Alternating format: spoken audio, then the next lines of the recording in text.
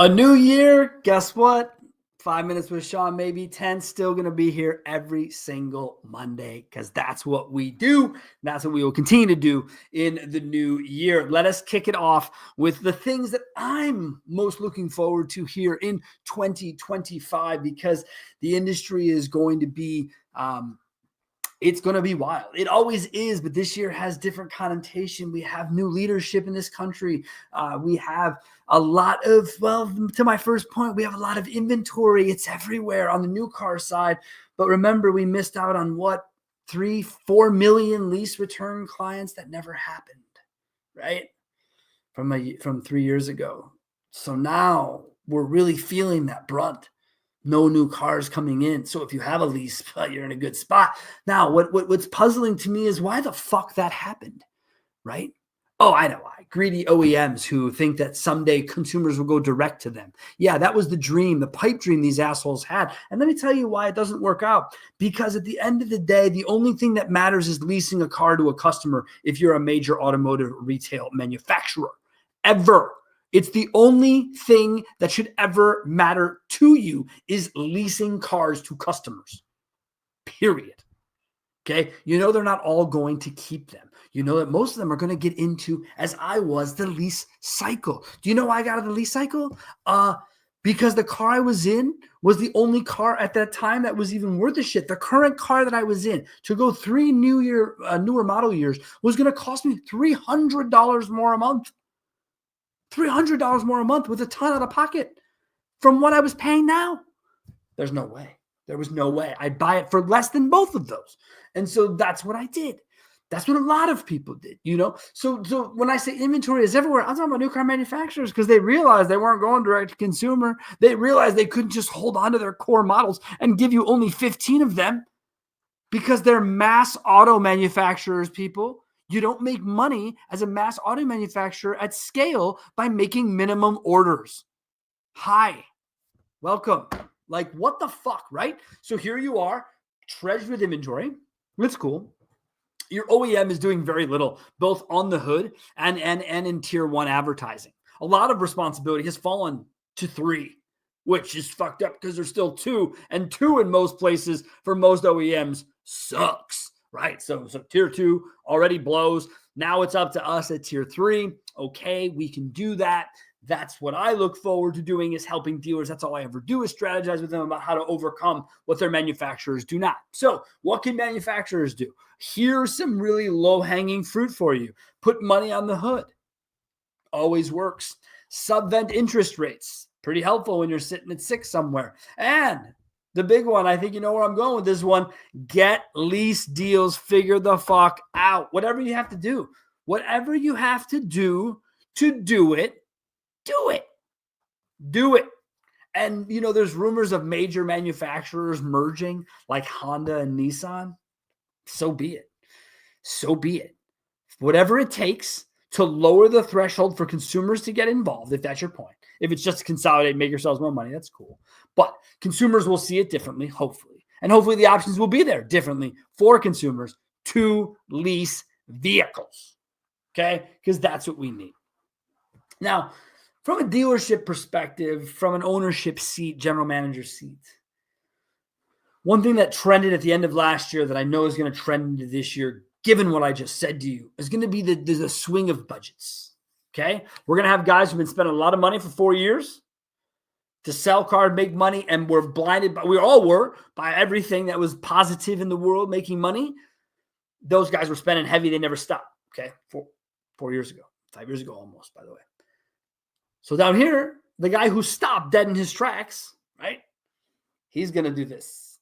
And this guy, he's going to do this because he's like, what the fuck? To sell this number of cars, I don't need to spend that kind of money. And this guy's going to go, well, I haven't spent any money in years. So if I spend more money, maybe I'll sell more, right?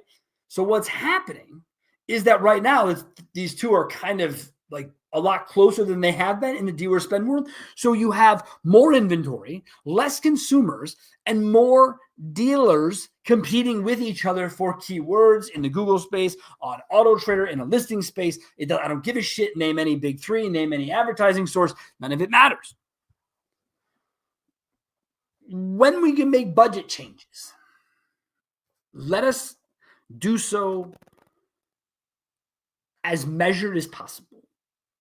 Because if you pull all the levers at once and things fall apart, or if they don't, look, I've got a client or two or three in our book of business across the United States that spends as close to a bare minimum as I see dealerships spend in this world. And they do fine for themselves. They're not in competitive markets for the most part.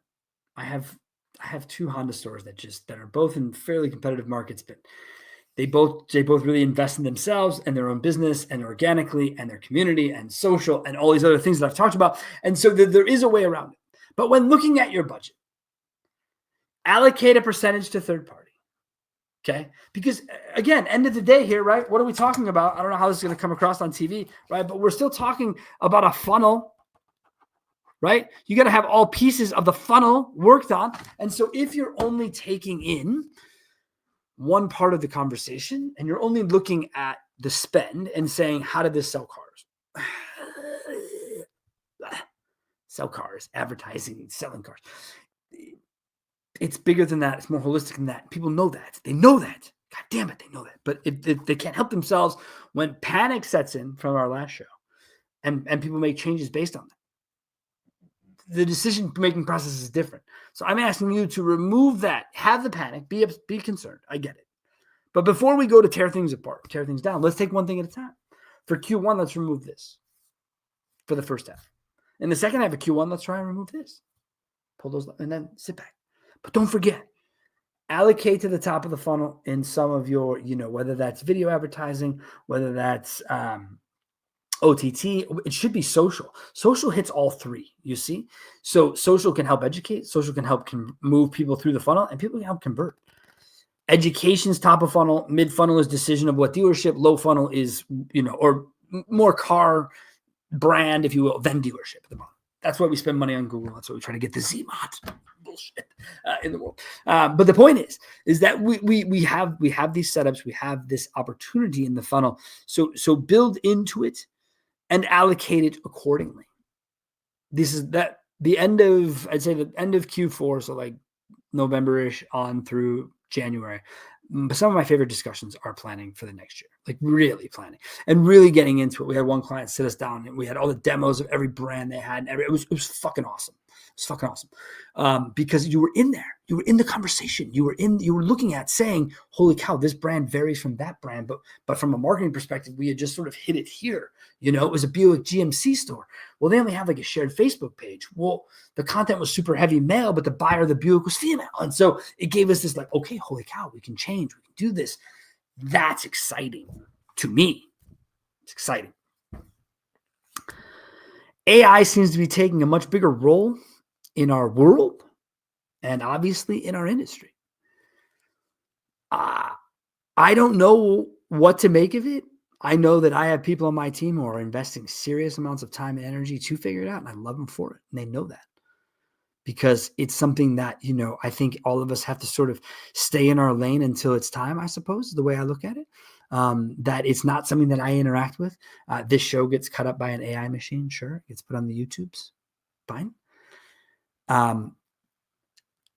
I see it show up a lot to my Zoom meetings. I have a new rule. If you ever have a Zoom meeting with me and your AI shows up before you, I do not let it in ever. But I get it. I'm seeing it, but I'm seeing it more and more. And I see how it's going to be a big deal. How it will impact marketers seems to be a wide varying concern, from social media creation to automated postings to a lot of other things. What it cannot replace is comments, interactions in DMs. This is all the same discussion. The same thing it does in the CRM. I don't give a shit what it does. It does not understand nuance. It doesn't. Can't in that way yet, as far as I'm concerned. We've been up against, our CRM tool has been up against an AI tool. We won. People will always in my lifetime win, I think. But you start to get some real Terminator shit when people start talking about it. There's no doubt about it. people being polite to their AI, shit like that. So I get it. I also know, and I'm smart enough to know in my own life that I have to stay in my lane and do what I do and make sure that I don't let too much of the outside come in, and that's some of the outside. But we as a company are committed to figuring it out, what's best for our clients and the best tools. So we got guys dedicating resource time day in, day out. So if there's something you want to say or something you want to be heard about in the AI space, well, give us a shout. Let us know. We'd love to hear about it. The last thing that I will tell you is to inspect what you expect. And I know it's easy to say out loud. I think it's even easier to have people say to each other, but have a true process for it. When we launched CRM Done Better this year, it really showed me right away what training through inspection can truly look like. And I didn't, we're leading up to this company. I didn't really put all those pieces together in my own mind. But now that I've seen it and I've seen people get these weekly emails, get this information in place, they weren't going to go. They weren't. Managers were not going to go in the CRM to the level our team goes in the CRM. They weren't. And so when they do that and they pull results, people start pulling car deals. And more importantly, the number of opportunities, the number of inspection points starts to slim down. It doesn't go away. It can't. We're human. It's great to have an extra set of eyes. But man, to watch that happen, you know why? It's because people know they're being watched. And I don't mean that in a big brother way, or maybe I do. The point is, people know. And when they know someone's looking, they will go. My boy Josh Sack talks about managing 10,000 feet. That is the key to 10,000 foot management. Or does he say 30,000? I don't know. He's way up there. I always told him that I could manage from 10 feet was my problem as a retail manager. Because I was just always, back to last week's show, I always thought I could just do it better. So I would just do it myself. I'm terrible. I know. But I've grown out of that. Thank you very much. Thank you very much. I have. But for that point of being able to say, we inspect what we expect. Now, people say, well, why do they have to pay you to do that? Well, because people who work places get lazy. People who are paid to help people from the exterior help will be more expensive than interior help, but if it's done right, should yield better results in some facets of the business. There's certain parts you have to have people working there. There's no doubt. But from an inspection perspective of digital tools or digital processes, that ain't that hard. And when it's the job, right? When that's what's contract, that's what's committed. It's different than working there, man. It always is. So I'm excited for 2025. I'm pumped up. I think we have a lot of good things. I think there's some bullshit swirling around the world. I don't think there's any way to avoid that. And I think that's always going to be the case. Thank you guys so much. We look forward to another great year, and we'll do it all again next Monday.